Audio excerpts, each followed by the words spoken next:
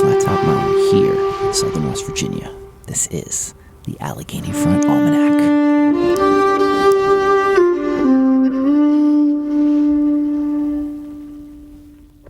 I'm Doc, and this week weather reminds us that it still holds the keys. Just when the air begins to soften, the cold returns, the snow fell, the wind tightens its grip. This is your Almanac for March 15th through the 21st.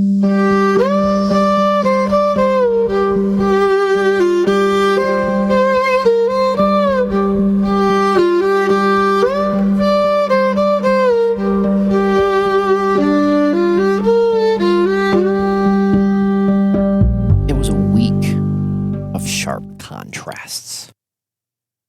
We've been living in that Appalachian in-between, where the calendar says spring and the sky says otherwise.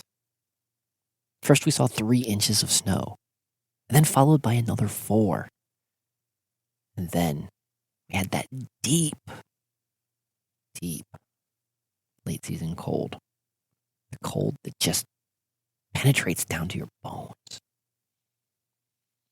In March, you're always standing right on the line, 1 foot in the thaw and 1 foot in the frost. But that doesn't stop the work. At my little sister's place, we hit a milestone. We poured the concrete. There's a certain gravity to pouring a foundation. It's a moment a plan stops becoming a plan and actually starts to become something permanent. Back at the farm, the work moved indoors. I started the long season seeds. You know, the ones that need that little extra head start. That if you're ever going to survive the high country summer. So I spent quite an afternoon fixing up the duck pond. Worked a little bit on the beehives, but for the most I did this week is invisible for now. It's work that lives entirely in the future. Lingering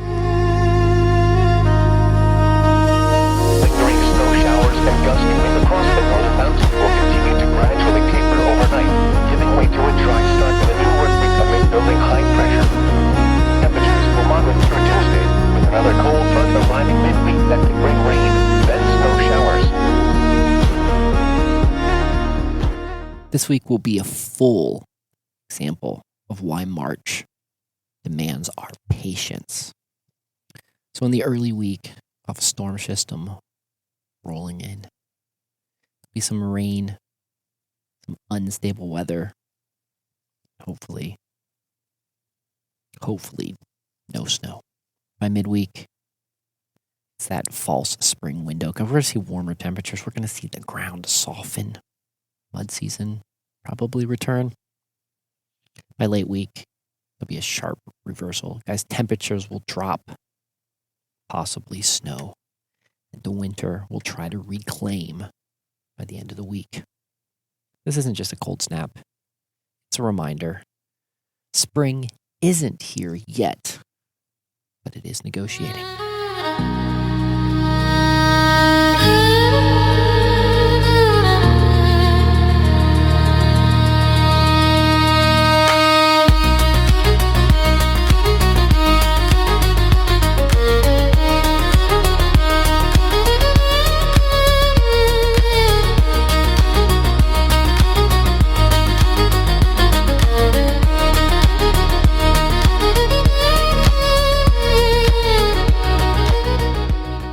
While we were dealing with this weather trying to make up its mind if it's spring or not spring, the sun has sent us its own weather. On March 20th, a coronal mass ejection, CME, brushed against Earth. It was stronger than forecasts suggested. We felt a surge of a G3 geomagnetic solar storm. Solar winds topped at 500 kilometers per second, and the Earth's magnetic field tipped sharply south. What most people don't look at is the KP charts or monitor solar impulses. But you might have felt the echo of it anyways. The restless sleep, that sudden spike in energy, or to some of you, the drain in energy. A strange undefinable edge to your thoughts. It felt more irritable. That's the sun speaking. It's also you and the earth responding. We're just the passerby. We just feel the vibration. So remember, friends, be extra patient during these high energetic times.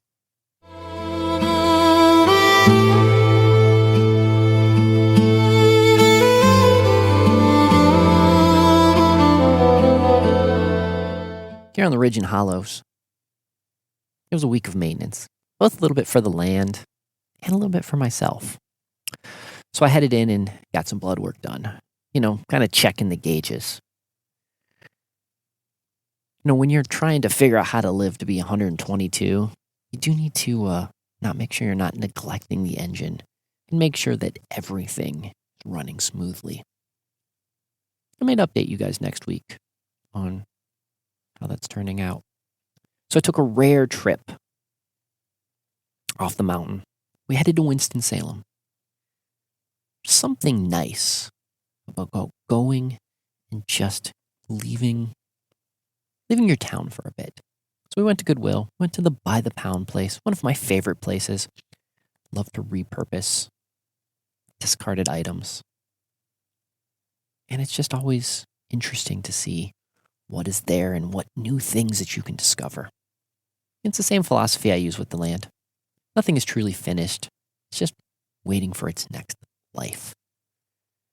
Then we went through a lovely walk through Old Salem, stepping back in time to the 1700s, if only for a few hours. No matter how many times I go there, it helps reset my perspective. It's a reminder on how people used to work, how they used to build, how they used to thrive without all of this modern noise that we carry with us every day.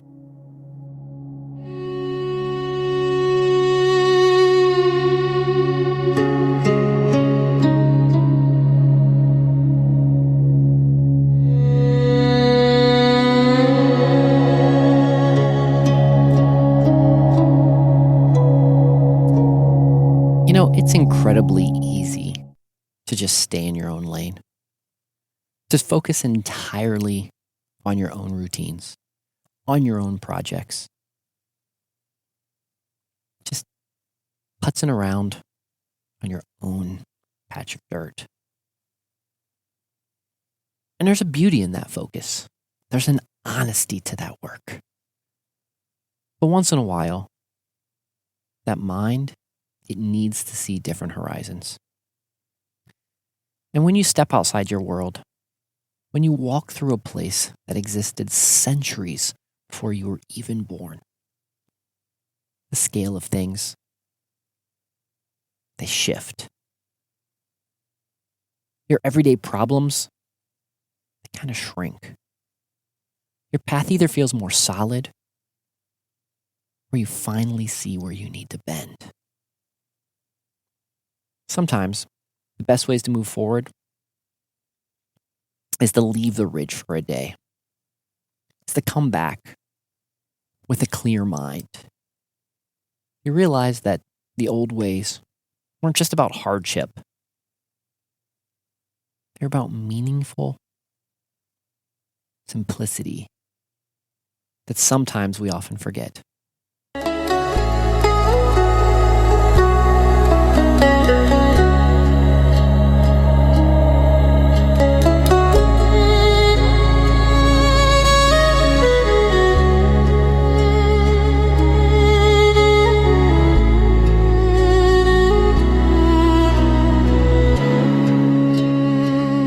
So we end the week with reminders. The land, it tells us that winter isn't done until it says so. The sky tells us that we are part of a larger system, larger than our eyes can even see. The road tells us to step away. It's often the best way to find your way back home. Guys, the seasons are turning slowly, unevenly. But honestly, stay steady through these swings. Keep your hands in the dirt and your eyes on the horizon. Guys, until next time, I'm Doc, here in the heart of Appalachia. Live slowly, love deeply, and fear nothing. Adios.